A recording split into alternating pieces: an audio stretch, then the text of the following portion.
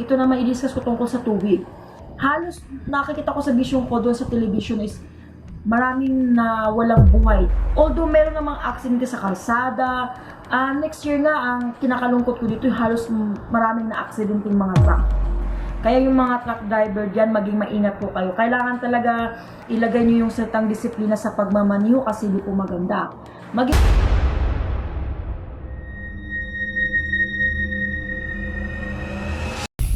Hello po mga Kapi-TV, sa video na ito ay tatalakayin natin ng hindi birong insidente dahil sa napakadaming buhay ang mamamatay.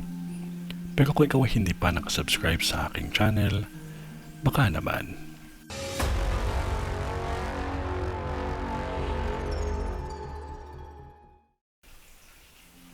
May nakikita akong 5 aksidente na mangyayari pa lamang.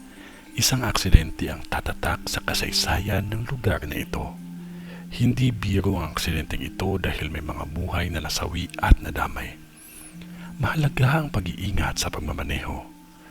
May nakikita akong sasakyan na masusunog pa lamang at may ilang sunog din na magaganap. May nakikita akong nadamay sa aksidente ang mga kapulisan. Dahil sa tindi ng salpukan o rambulan ng mga sasakyan, matindi ang aksidenteng ito dahil may mga ilang buhay na nasawi. May sunog akong nakikita na hindi kalayuan sa salon at barbershop. May pagyanig ng lupa o lindol na mangyayari pa lamang sa lugar na ito na siyang magbibigay ng matinding pinsala. May mga ilang sunog na mangyayari pa lamang. Kaya maging maingat sa lahat ng bagay na magiging sanhi ng sunog at maging maingat sa pagmamaneho. At huwag kalimutan ang manalangin palagi.